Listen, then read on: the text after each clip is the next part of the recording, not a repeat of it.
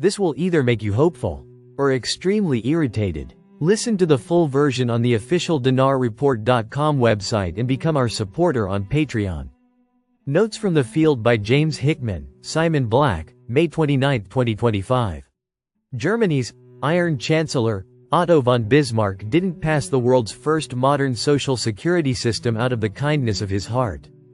The year was 1889, and Bismarck was fighting hard against the rising tide of socialism. The second volume of Karl Marx's Das Kapital had been published just a few years earlier in 1885, prompting growing calls for strikes, protests, and wealth redistribution. For Bismarck, his social security program was intended to appease socialists while preserving the conservative political order that he had spent decades building. And on May 24, 1889, his new, old age and disability insurance law was passed by the Reichstag and signed by Kaiser Wilhelm II. Workers under Bismarck's program became eligible for benefits at age 70, and its costs were paid equally by employees, businesses, and the state.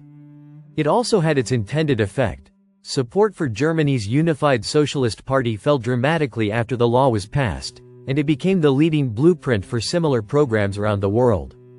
Franklin Roosevelt pushed for a social security program in the United States for similar reasons. Socialist movements were growing quickly in America, especially under the economic devastation of the Great Depression. Politicians like Louisiana Senator Huey Long were calling for full-blown wealth redistribution, promising every family a $5,000 estate, large sum in the 1930s, and guaranteed income. Then there was Francis Townsend in California, who proposed a national sales tax to provide a $200 monthly pension to every American over the age of 60, with the requirement that the money had to be spent within 30 days to stimulate the economy. These ideas spread like wildfire, and soon there was major support in Congress for some sort of national pension. Roosevelt modeled his program on Otto von Bismarck's, but lowered the age of eligibility to 65 instead of 70. The first financial analysis of Social Security came in 1941, when the Board of Trustees published a report stating that the program would remain solvent and well-funded indefinitely, i.e. pretty much forever. At the time, there was far more tax revenue being paid into Social Security than there were benefit payments being paid from the system. So Social Security essentially ran a massive surplus each year, and the accumulated surplus was invested in a giant trust fund. But eventually cracks started to form. In 1983, the Social Security trustees issued a more sanguine assessment. This time they claimed that the program would still remain solvent for their 75-year horizon, i.e. through 2057. But that costs of paying benefits to Social Security recipients would exceed tax revenue by 2018. At which point they would have to start drawing down the trust fund. Peef. It was 1983. No one in Washington cared about what might or might not happen 35 years later. So, barring cosmetic adjustments, politicians ignored the problem. The trustees sounded the alarm bells again in the 1990s when they projected that Social Security's trust funds would run out of money by the year 2042. And, as time has continued to pass, that projected depletion date has become closer and closer. Starting in the 2010s, Social Security projected that its trust funds would be fully depleted by 2035, roughly 20 to 25 years into the future. And according to their latest assessment, the projected depletion date is now 2033. That's just 8 years away. So, what does this actually mean? Well, Social Security is already running an annual deficit, i.e. the program pays out more in monthly benefits than it collects in tax revenue. So, each year they have to dip into the trust fund to make ends meet. But in 8 years, the trust fund balance will be zero, so they won't have any savings to offset Social Security's annual deficit anymore. And that annual Social Security deficit is projected to be more than $500 billion by 2033.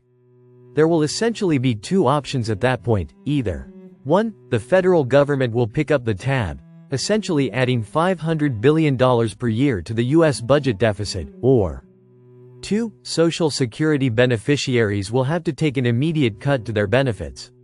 The initial cut would be around 20 to 25% and become worse over time. Option 2 is unthinkable given the political consequences. But option 1 would only lead to more economic problems, and a lot of inflation. The US government needs to be reducing its budget deficit, not expanding it. The good news is that there are ways to fix Social Security. The program itself has recommended plenty of solutions. For example, given that life expectancy at age 65 is now so much longer than it was in 1935, one recommendation is to gradually phase in a higher retirement age to 69. Simultaneously, a small payroll tax increase of 1%, combined with increasing the maximum taxable salary, would render the program solvent for at least 75 more years. And these just scratch the surface. There are plenty of other options. The bad news is that the longer Congress waits, the more painful the solutions will become. If they wait until 2030 to pass any reform, there will have to be much more severe tax hikes and much more abrupt changes to the retirement age. So, dealing with the problem now will make life less difficult in 8 years' time. Unfortunately, few are willing to do anything about it. On rare occasions, some politician proposes necessary reforms. In fact, the last one came last week from Representative Gwen Moore of Wisconsin, who introduced the Social Security Enhancement and Protection Act. But these bills never go anywhere and die in committee. Bottom line, the problem is 100% fixable, just like the rest of America's economic challenges. The national debt is fixable. Fraud, waste, and abuse is fixable. Inflation is fixable. Everything is fixable. There just doesn't seem to be the will to do what is necessary, so these problems will continue to fester until they become a crisis. To your freedom, James Hickman, co-founder, Shift Sovereign LLC. Listen to the full version on the official dinarreport.com website and become our supporter on Patreon.